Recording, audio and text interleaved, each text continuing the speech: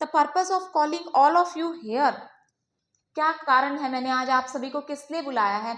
मैं आप सभी को बताना चाह रही हूँ कि 14/12/2024 को हमारी नेशनल लोक अदालत है, इस साल की जो अंतिम रहेगी, ठीक है।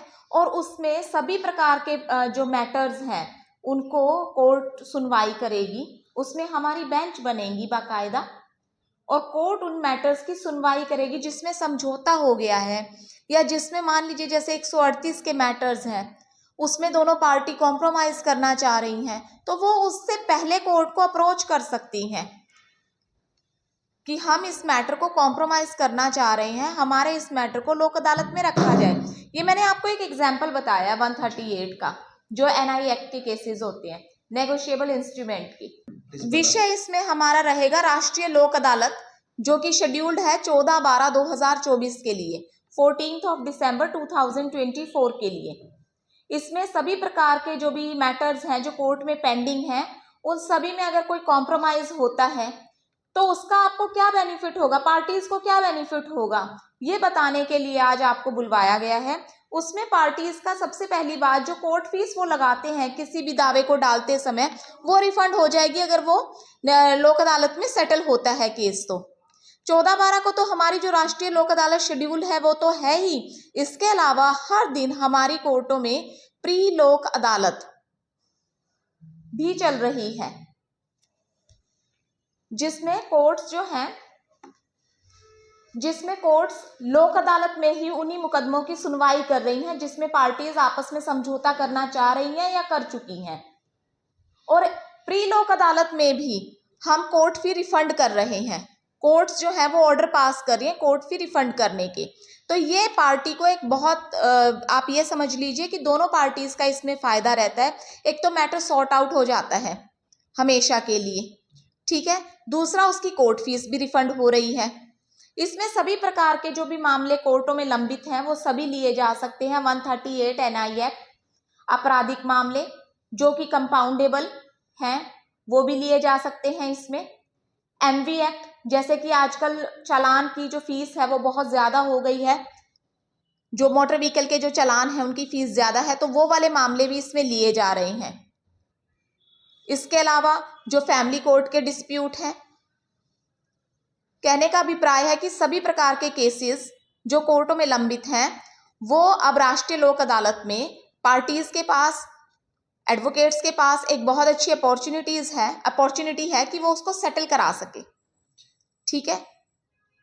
इसके अलावा आप बताइए मैडम, टोटल कितने केसेस पेंडिंग हैं अपने जींद की कोर्ट में? जींद कोर्ट में 22,000, ऑलमोस्ट 22,000। एग्जैक्ट फिगर नहीं बता सकते हम अभी आपको, बट लगभग 22,000 के करीब हमारे पास पेंडिंग है। मैडम, सबसे पुराना केस का कोई है वाला? सबसे पुराने केसेस हमें टारगेट होता है सभी जुडिशियल ऑफिसर्स को, जो ऑनरेबल हाई कोर्ट से मिलता है कि 15 साल, 20 साल, 10 साल के जो केसेस हैं उनको निपटाया जाए जल्द से जल्द। एक टाइम लिमिट होती है, और जहां तक मेरी जानकारी है इसमें 15 साल के हमारे जींद डिस्ट्रिक्ट में कोई केस पेंडिंग नहीं है, ये निपटाए जा चुके हैं। मैडम, राष्ट्रीय लोक अदालत में जो 14 तारीख को होनी है, 14 दिसंबर को, उसके लिए कब तक आवेदन किया जा सकता है दोनों पार्टियों की तरफ से? 13/12 तक। अगर पार्टीज दोनों चाहती हैं कि उनका कॉम्प्रोमाइज हो गया तो वो 14/12 को जा करके भी एक एप्लीकेशन लगा करके अपना केस टेकन अप करा सकती हैं। आपने बताया कि इसमें उन दोनों पार्टियों को आर्थिक फायदा भी होगा, उनकी जो जी, फीस जो चल कोर्ट रही थी फीस जो है फीस वो रिफंड हो जाएगी उनको। जी, इसके अलावा ये जो आपने एप्लीकेशन लगानी है पार्टीज ने, अगर वो लोक अदालत में चाहते हैं कि उनका कोई मैटर टेकअप किया जाए, तो वो जिस भी दिन हॉलीडे नहीं है उस दिन कोर्ट में, जब भी कोर्ट वर्किंग है उस दिन जा करके एप्लीकेशन लगाएं।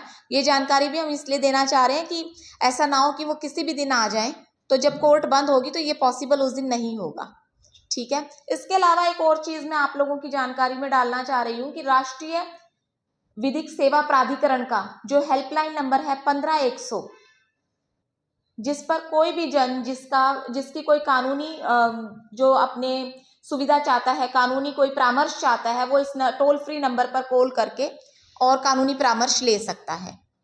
15/100 अभी हमने रिसेंटली इसको सभी बसों के उस पर भी लिखवाया है, बसों के पीछे भी लिखवाया है हमने। इसको सभी स्कूलों के बाहर भी इसको पेंट करवाया, इसी नंबर को हमने डिपिक्ट कराया है सभी स्कूलों के बाहर भी। हॉस्पिटल, बस स्टैंड, नेक्स्ट हमारा रेलवे स्टेशन, हमारा नेक्स्ट टारगेट है कि हम यहाँ भी इस टोल फ्री नंबर को लिखवाएंगे। तो इसका वर्किंग टाइम क्या रहता है madam, toll free number? Toll free number तो 24/7 है ये।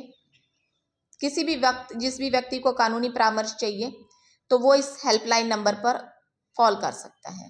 तो क्या उम्मीद लगती है ऑनरेबल जस्टिस मैम कि राष्ट्रीय लोक अदालत में कितने मामले? Let me correct you, I am CGM, chief judicial magistrate. Justice बहुत हायर पोस्ट हो जाती है, वो हाई कोर्ट जजेस होते हैं। जी ठीक है जी। जी, तो कितने मामले आ सकते हैं आपके, और कितनी Maximum- बेंच तैयार आपने की उसके अकॉर्डिंग? हमारे यहाँ दो बेंच रहेंगी हमारी ऊपर वाली कोर्ट में, ADJ कोर्ट में, जिसमें हमारी एक फैमिली कोर्ट की बेंच होगी और एक हमारे एडिशनल डिस्ट्रिक्ट एंड सेशन जज की बेंच होगी। ठीक है, नीचे भी इसी तरह दो बेंच होंगी, जिसमें एक सीनियर ऑफिसर होंगे, सीनियर डिवीजन ऑफिसर होंगे और एक जूनियर डिवीजन ऑफिसर होंगे। इसी तरह से नरवाना और सफीदों में भी एक एक बेंच गठित की जाएगी। तो अलग अलग कोर्ट में, अलग अलग डिवीजन में अलग अलग राष्ट्रीय लोक अदालतें लागू होंगी उस जी दिन? बिल्कुल, उस दिन पूरे हिंदुस्तान में राष्ट्रीय लोक अदालत का आयोजन किया जाएगा। तो मैडम कितने केसेस का टारगेट है? टारगेट मेरा ये है कि जितना हमने लास्ट टाइम किया था उससे हम ज्यादा नंबर देंगे इस बार। जब मैंने यहाँ ज्वाइन किया तो उस समय हमारा जो फिगर था वो सिर्फ 1800 कुछ था, लेकिन लास्ट टाइम हमारा जो अचीवमेंट थी वो 12,500 केसेस की थी। तो अब हम उससे ज्यादा ही करने का प्रयास करेंगे। यानी कि ये मान के चलें कि आप बता रहे हैं कि 22,000 केस पेंडिंग है जी और आप 12,500 का कह रहे हैं कि निकाल देंगे, तो जी, यानी कि आधे से ज्यादा। लेकिन इसमें हम रेवेन्यू के केसेस भी इंक्लूड करते हैं। रेवेन्यू डिपार्टमेंट के केसेस भी इंक्लूड किए जाते हैं राष्ट्रीय लोक अदालत में।